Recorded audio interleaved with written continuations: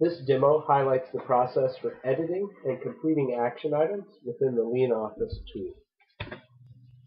Once again, we've logged the user in, and you can see from the home page there's an alert in the top right corner of the screen that's red. This is our action items alert. At any time, you'll see the number of action items for this user, but the reason it's red today is because there's a past due action item that hasn't been marked complete. You can also see there's a few yellow items here. Those are items due today. And if the red item was not present, then the alert would turn yellow until any due today were completed, and then it would turn the blue color that you can see here above.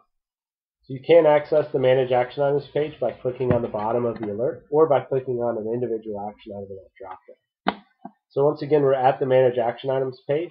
You can also see that red highlight here to the left of the past due action item, and some of the text to the right in the table has been highlighted as well. So let's say we've completed this action item.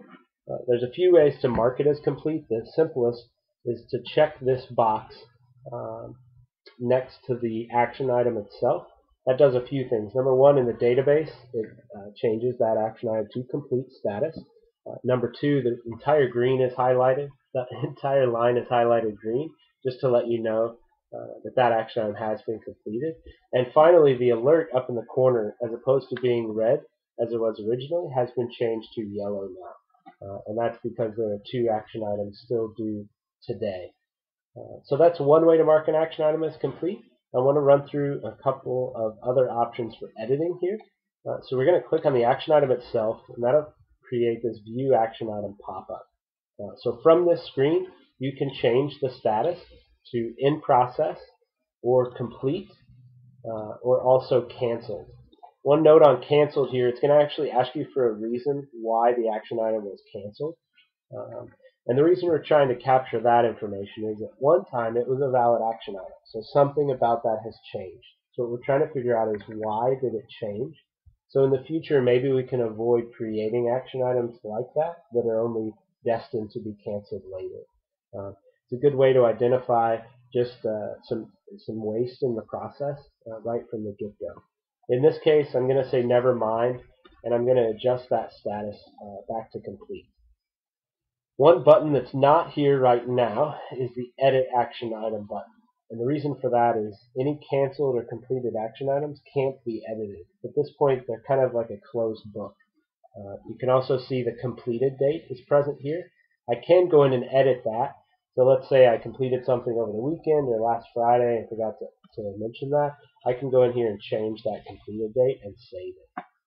But in this case, I want to show you the edit action process. I'm going to change the status back, and now you can see the edit details at the bottom of the pop-up. So this edit action item pop-up operates just the same as that add action item pop-up. You've got the action item itself, the owners. You can have as many owners as you'd like identified. You do have to have at least one. The due date, which can be updated. And finally, the categories and tags. Again, those can be as many as you'd like or as few as you would like. So you can add an extra category or tag pretty easily. There is a note section at the bottom that's optional. So we'll go ahead and save this action item. Anything related to it has now been updated within the table. One last thing to note on the Manage Action Items page is let's say you wanted to print out all action items currently in process or not started for your team. There's two options for that, a PDF and an Excel export button. The PDF one in particular is formatted to be printed. So let me open that for you briefly.